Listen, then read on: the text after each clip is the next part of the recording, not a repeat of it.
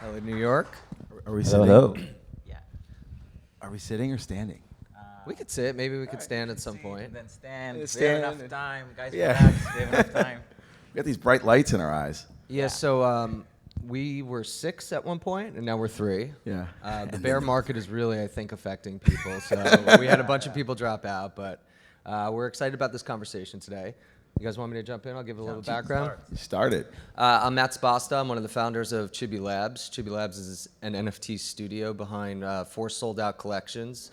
You could see some of the artwork on my stomach right now, but we've been building for about 14 months in the space. We're kind of an OG 3D generative art project. We launched a week before, our first mint was a week before the Bored Apes, so we've been around a pretty long time. My background has been in Web3 for a long time. I launched my first startup company in 2017 in the blockchain space. I actually exited that to a public company about 2.5 years ago, so I'm a Web3 dinosaur. I've been collecting NFTs for probably about 18 months now and kind of stumbled into this as a passion project. Met an amazing artist and engineer out of Germany and teamed up with another friend. And it's just been this kind of amazing experience. I've been building and operating companies for a pretty long time. And when we launched our first generative collection, which was September of last year, we had one of those instant FOMO crazy sellouts. And at that moment, I realized that we had just launched a real startup. And I was now a fiduciary to my collectors in almost the same way as if I was building a startup and I had investors, or if I was running a public company and I had stockholders. And that's something we're going to touch on today. We're going to talk about fandom, and I think when you think about Web3, it becomes more of the ownership economy, and I'm excited to jump into that and how that relates to storytelling. So thanks for having us today. Thank you. You hear me? I Do can't. you No, mind? no, now you hear Oh, me. there you go. All right. So I met these amazing friends. We are both, all of us are working with brands. I love brands. I love to discover brands, not just in NFT. I'm wearing an Atom shoe over here, and a Bitcoin shoe, and this jeans is a new company I just discovered. So on my Instagram, I always discover new brands and travel the world. That's what got me into NFTs, because I'm interested in brands and ownership, of course. Basically, I just did, one big successful summit that put me on the world stage. I did a summit last year, so it's all very early. I did a Coin Nation summit. This year, we're going to do the Creator Nation summit. And through that, because I interviewed all these, MoonPay and Visa Crypto and all these, I developed relationships. So this is basically my story. I focus on relationship. I think all of us are really, really early. So when I'm working with a brand, I'm trying not to be transactional. I'm trying to explain that we are here for the long term and build for the long term. And I'm trying to be mature in an industry which is sometimes, for me, not mature. So everything I focus, if you follow me on LinkedIn or Instagram, is basically educating people how to do it in a smart way, relaxed way. I want to work with good and smart people like you guys. We are representing big brands with big reputation and legacy. So that's basically an introduction about myself. Thank you. Hell yeah. I'm Ben. I go by B. Earl as a writer. I write Marvel comics. I've been working in Hollywood for 20 years. I'm a director. I'm a producer. I'm an editor. I've been making all sorts of stuff. I got into the whole NFT space, I guess it was 2017, working with a company called Millennium Films. We had a project called Undisputed that we were looking to do as TV. Unfortunately, I had been banging on them to do it as TV for a long time. It took a little bit to catch up on that because they're a film company, and me and my friend Ruslan at the company were like, what if we do an ICO? And what if we raise the money ourselves? And what if we can just make this thing? And then we started looking at how to actually do that.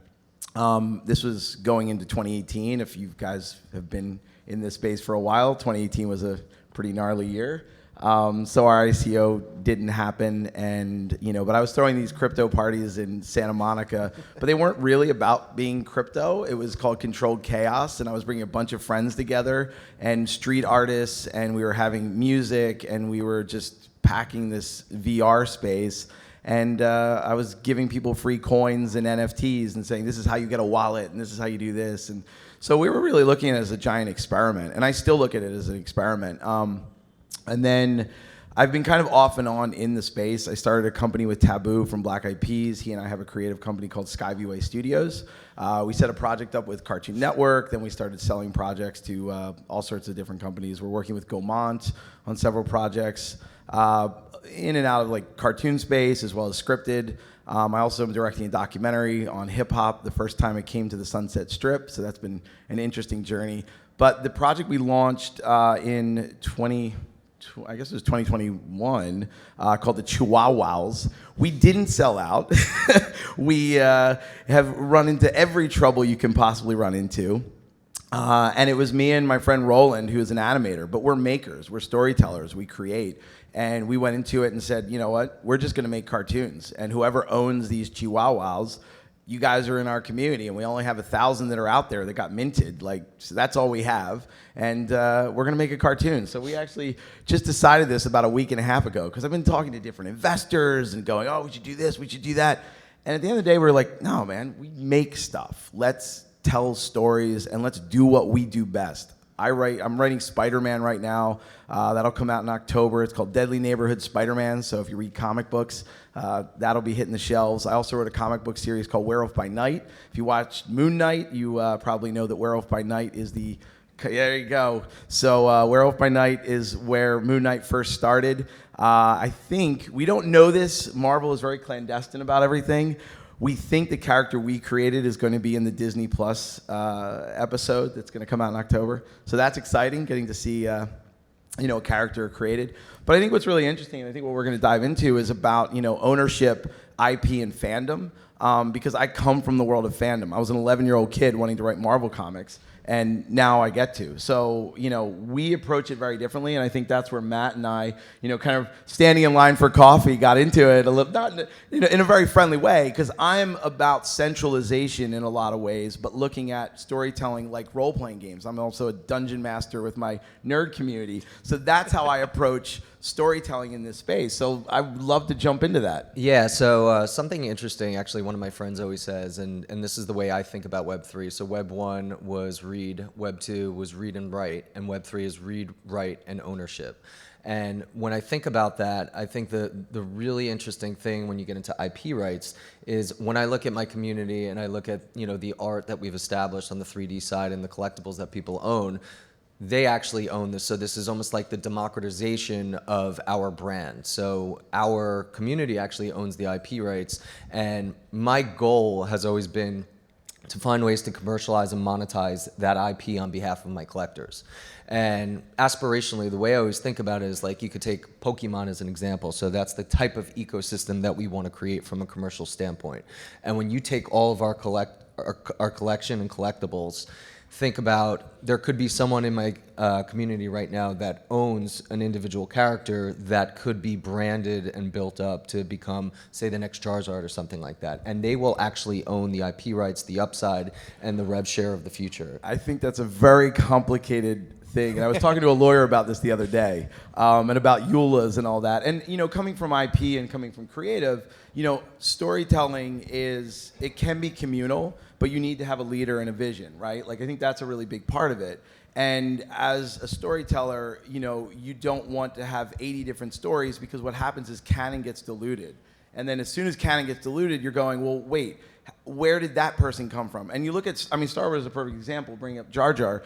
You look at before Disney bought the Star Wars IP out of Lucasfilm, you had all these stories coming out of Dark Horse Comics and all these different, the books, the novels. Disney bought it and they said, that's not canon anymore. We're rebooting. And Disney took complete control of the IP and built it in that direction. And that's what you're seeing right now. Now, I'm sure there might be little threads and Easter eggs that they're going to throw back to the community from the previous canon. But I think that's where it really gets complicated. And that's like what we're looking at, where we're going, all right, you guys own a Chihuahua. Cool. That's a character. You can make a backstory for your Chihuahua. As human beings, we run around and make our own backstories. But here's the world that you're living in. Here's the sandbox that you're going to play in. And this is the canon. This is how you got to this world. This is the rules of this world. That's why I call it more like Dungeons and Dragons. Because in D&D, you're rolling a D20. we all agree what happens when you roll a 1, critical fail, you're dead. Yeah, I just wanted to say something. Like for me, when I sit with brands, I like to really imagine the story, and partnership is a big deal of that. I mean, this is my part in the panel. Like that's what I do the best, because I said before, I build relationships and I work with brands. So I'm trying to think about the brand and the community and what will they want to achieve, and then I create real tangible assets for them, like real tangible perks that they can actually, like in the bigger story of that brand. And I think that a person or a company that can make these partnerships and these real big time deals, that's the big deal. Yeah, and look, I think the difference between the IP that you're working with, which is existing IP, and new IP that's being created is that almost the sky's the limit with the new IP, right? People see these new characters, and they have the ability to create a level of connection and identity with it. And I think when you talk about and think about Web3, you talk about that extra added layer of identity. Right. And I think that's what I've experienced within my community, is that's what people are really able to connect with, the fact that now their characters, their PFP, and they could, rock it on Twitter and wherever else. But to that point, so where did your characters come from? The Chibi Apes. Like, what's the backstory? Because, I mean, for me, when I write everything, I write like, it's an iceberg, right? Like, that's that, right? The ice. So, like, what you see on the top, I've spent, like right now in Spider-Man, I have notebooks filled, and I've only written 2 issues. And, but that's working with an existing IP, but I'm building brand new story in that, right? For Chihuahuas, when I came into that project and I looked at the PFPs that the artist had drawn, I said, okay, this is what I'm doing. Ren and Stimpy, because they're Chihuahuas. I love Ren and Stimpy, so I'm going to steal a little bit, and then I'm going to build on that, and I'm going to take us to a different planet, and I have the opportunity to build the rules for that world, and then we set the stage for the characters to live in. So, I mean, just out of curiosity, like with your project, what's the backstory and how did they come about, and then how did they run around in their sandbox and interact with each other? Like, what are the rules? Yeah, so the characters were actually created by our artist Fabs. He's an amazing artist. He's been developing the character for probably about 2 years now. Anime inspired, super moody characters. None of them actually smile, but they represent a vibe, right? And I think people are able to relate with them in that way. When you say the sandbox, what becomes interesting is for us, for the past year, and this is something we were somewhat ahead of our time with, is we've always provided our 3D assets to our community. So you own the IP, you own the assets. So they get to download the FBX file, the GLB file. As we were looking at the previous presentation, we saw that as a perfect, hardware opportunity for people to potentially take their 3D assets and bring them to life.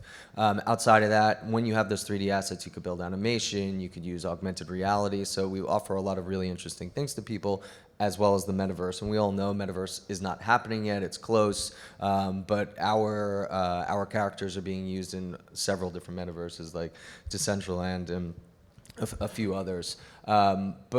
But again, as I was talking, I mentioned before, I think seeing your identity somewhere else. I'll give a good example. We launched a nationwide partnership with Verizon in February for Valentine's Day, and as part of the campaign, a handful of our community's individual characters were selected for this campaign. And if that is your identity, that's your PFP, and all of a sudden you see it in a nationwide campaign in Verizon, all of a sudden you're like, wow, that's that extra level of engagement that you're going to get through that new layer of identity. Well, again, going back to like brands and like what you do, I think there's really something interesting, because again, I'll go back to what's the story of the world. Like all these characters, we as human beings have stories, right? Like all of us, like I was born in New Jersey, right? I moved to New York City. I've been living in Los Angeles for 20 years. Like there's different layers of story, and then we have rule sets to the world we live in. Like I can't run around and do, no pants on, because I'll probably get arrested right now if I was up here with, completely naked. Like there's rules to worlds, and I think for me as a storyteller, I always want to say, okay, here's my rule set. Here's what I can do and what I can't do. Here's what we can break.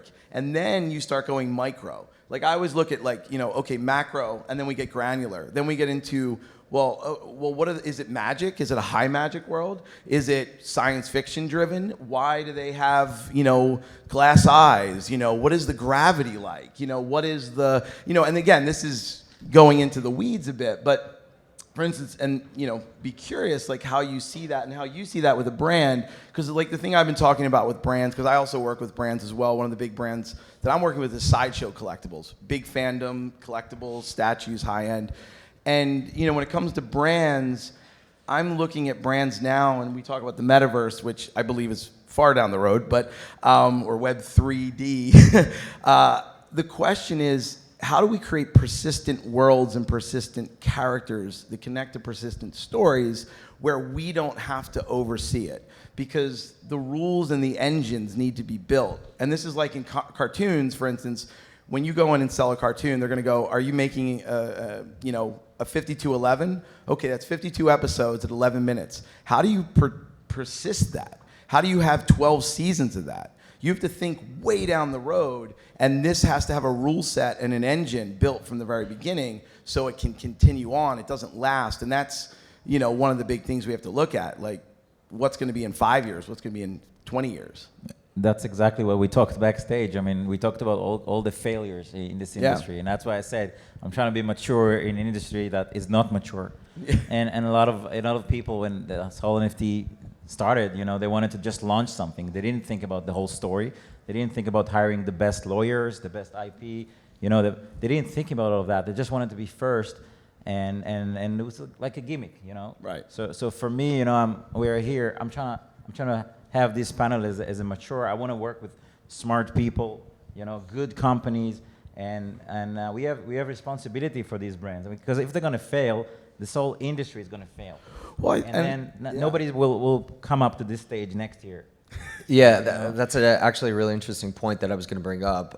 For the first time ever, I've actually been building a brand backwards. Right? We went out, we launched the characters, we launched the collection, we launched the name, and then we're like, okay, now we have to figure out a product market fit for this. And that's where it becomes interesting, because you've been working with established assets and IP over time, starting to develop new assets and IP, and finding that product market fit, finding real world utility application and areas to actually plug these assets into becomes the challenge. But I look at NFTs in the form that we've seen them being launched almost as a new form of capital raising vehicle, right? It's like a startup. Kickstarter. I mean, I did a Kickstarter in 2011. We raised $190,000 to do an animation.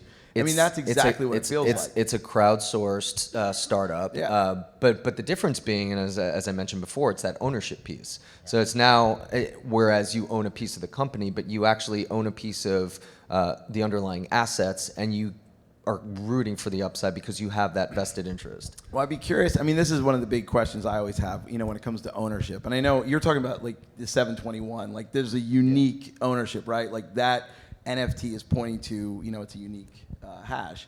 So that ownership, what does it give you in the sense of the world itself? If I own a Chibi, right, I can go out and say, I'm going to make my big story. I'm going to tell all this backstory. This is where the Chibis come from. Now another Chibi comes along and goes, no. The Chibis come from the underground. They're the deep, no, they came from outer space. And then, so what happens when you have 50 people coming and saying, this is how the Chibis came into existence? Is there a way to come to consensus? Of course. Because brand dilution is a big thing that can really happen. Yeah, so that's really important is storytelling. Within the umbrella of storytelling, we've created a lore, so there's a foundational storyline around all of our generations and all of our collections. What people decide to do with their individual characters, and we've had several characters. We have one character named Wallace who's a comedian. There's actually a real world comedian's voice over behind it, and he's commercialized that individual character himself. He has a metaverse that he lives in, and he tells comedy, and it's great. And I don't expect our community to do a lot of that, but we have seen a lot of individuals from the community who have become strong ambassadors of our brand to go out and do that. But again, as I mentioned, I think it's my goal really as an operator to figure out ways to commercialize our IP, and things like building partnerships with Verizon, building partnerships with Arizona Iced Tea, which is another one that we've done, building partnerships with Jadu Hologram, which is an AR company in our space. Those give my community the opportunity to now take their collectible, plug them into different environments, and feel that sense of ownership. So when we talk about identity and ownership in the future, as these different environments get built, augmented reality, metaverse, Facebook Meta, I see a future where we're on Facebook and no longer our real picture is going to be our profile picture, but it's likely to be a 3D avatar of ourselves. Do you think that dehumanizes us? Everything we're doing on the internet is dehumanizing. But I mean, because I love to get into the philosophical weeds of things, because when it comes to being human, right? Like, what does it mean to be human versus what does it mean to be, an avatar? I'll just say quickly, I think the future is scary. I think about my children, and I see I see a future in the direction that we're going where, my kids wake up in the morning, put on a VR headset, and whatever that's going to look like, they're watching TV, they see their friends, then they have school.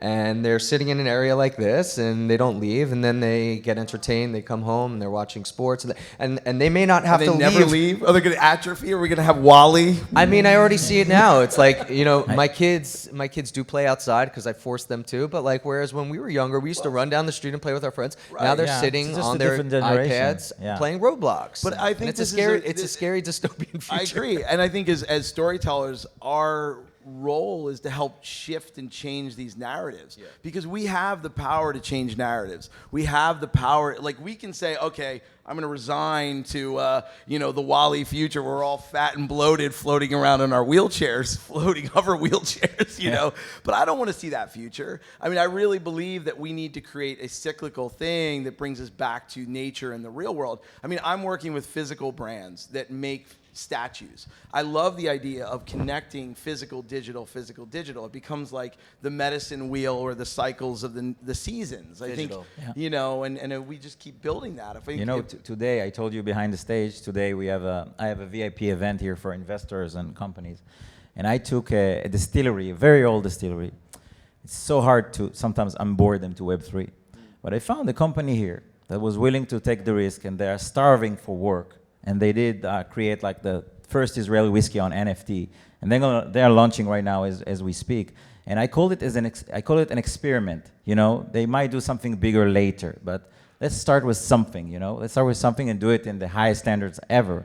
We talked about getting the best lawyers, getting the best creators, and we're doing an experiment. So right now, as we speak, they are minting it. At the event today, they're going to show it, and that's a physical brand that is amazing in Web 2.0, coming to our space. What I see as a future, and I hate to say it, but I think there's going to be a shift away from a lot of the, generative art collections, and I'm doing a lot of work and consulting for, corporate Web 2 brands who are looking to authentically enter the space. Right. But in order to do so, they're going to have to bring real world rewards, utility, experiences, and that's where the gap is going to be bridged. I really believe that, and I think you're completely on point, because I think NFTs are going to become CRM. They're going to become customer relationship management tools. Like, I think it won't be called NFT.NYC. I think we'll be calling it something different, because I think NFTs are just like JavaScript, HTML, RSS. Consumer crypto. Yeah, it really is. I mean, it is, as you said, it really connects to our digital identity.